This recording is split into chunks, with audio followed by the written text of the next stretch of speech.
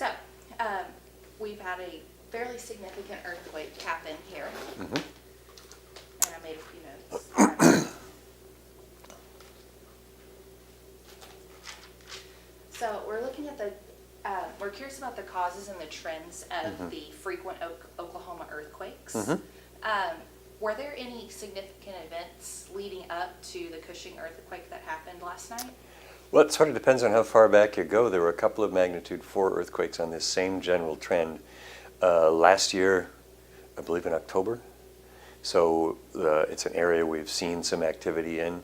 I don't believe we saw any significant foreshocks to this earthquake. We posted a handful of aftershocks that were mostly pretty small, and we could expect some larger aftershocks. So this one might not have been the big one. Well, the big one is something you identify after the fact. This isn't. It could be a foreshock to a much larger earthquake.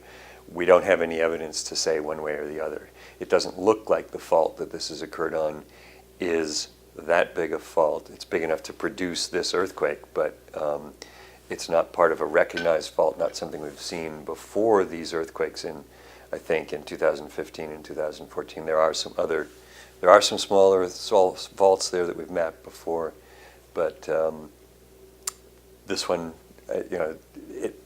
I would not guess it was part of a larger series of earthquakes coming on, but rather this is the high point of it, and we might see some larger aftershocks. Okay, so this has been a continuing conversation in the state of Oklahoma, obviously, with the wastewater disposal wells. Would these earthquakes be related to that trend? For the most part, yeah, we're convinced that these earthquakes are induced by wastewater injection, by injection of produced water from oil and gas wells. Have the measures already taken in the last year reduced earthquakes in any way? Yes, absolutely. It was a combination of market forces and the directives of the Oklahoma Corporation Commission.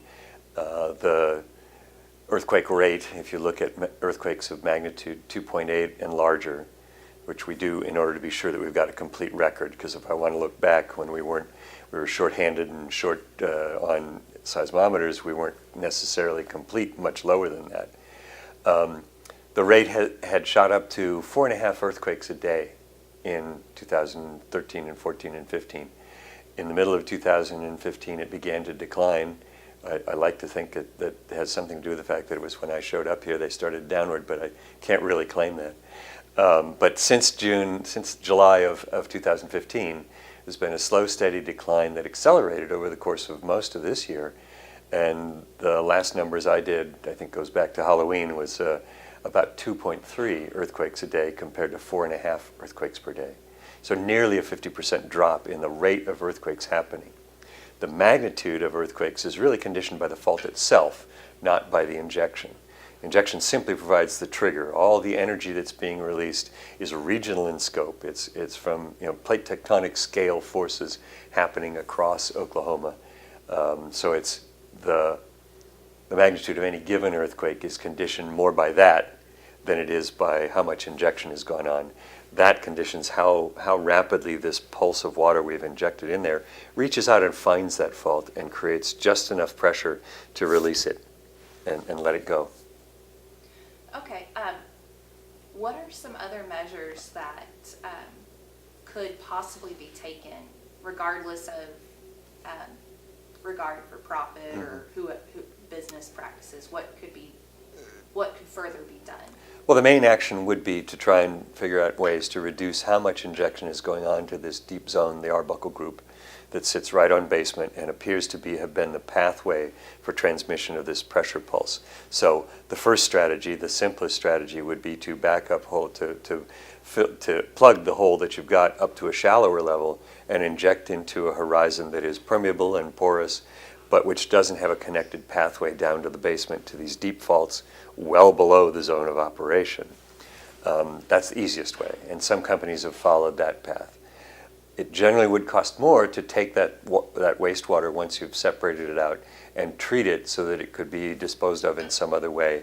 And there may be some regulatory barriers even to do that. It may still be called wastewater and you may not be able to get rid of it, even if you essentially distilled it. But the real problem for those recycling approaches is cost and just how much it would cost.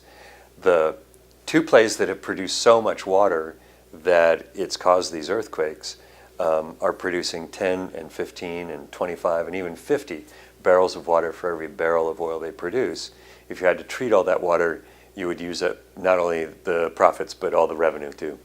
It would just be too expensive. So for these two plays, I think the main option would be an alternate disposal horizon. Okay, you mentioned plugging the deep holes and disposing it at a shallower level. Could this affect water supplies, like well water? Well, we're talking about the difference between injecting at 8,000 or 10,000 feet and injecting at 6,000 or 7,000 feet. Most of us would not like to drink water that you find at 6,000 feet because it gets salty, saltier and saltier as you go down. And in addition, that water has been sitting there dissolving rock away for millions of years. So it's picked up metals, and in many cases there's enough hydrocarbon around that it's also picked up organic contaminants. So you're not likely, you're going to inject into a horizon that's deep enough that it's well separated from groundwater. And that's part of what... In comparison, how deep is your average well? I have heard, had a farmer in Idaho tell me about that his well was 3,000 feet deep. That is extraordinarily deep for water that you use for irrigation. More likely, rarely below about 1,000 feet. Okay. You rarely go deeper than 1,000 feet for a water well. So definitely enough space. Plenty of room in between, yeah, and relatively likely for any kind of upward pathway.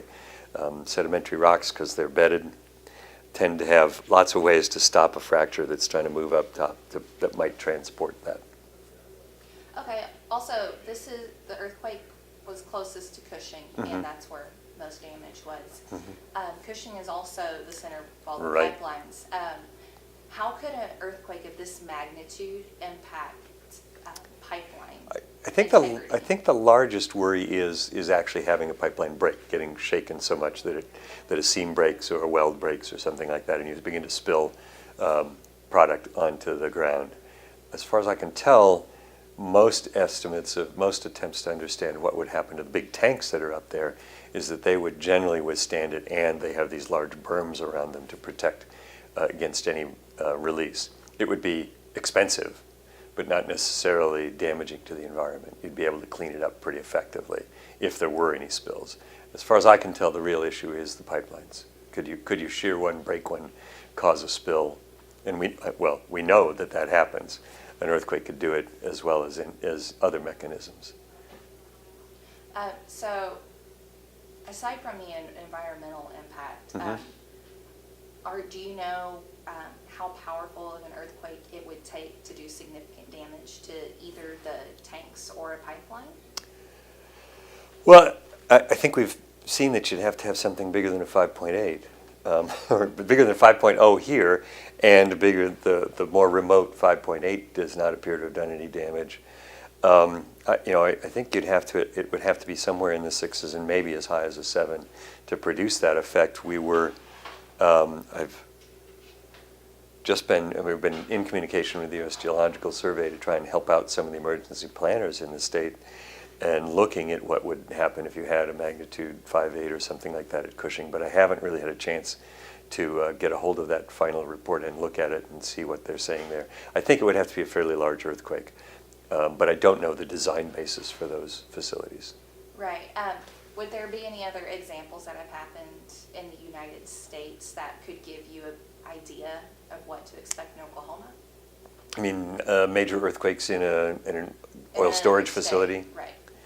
Golly, I'm not aware of any, but I wouldn't be surprised if somewhere in California there isn't some history of damage caused, of that kind of damage caused to an oil storage facility. I'm not aware of it. Okay. Well, I think that's going to pretty much wrap it up. Okay, great.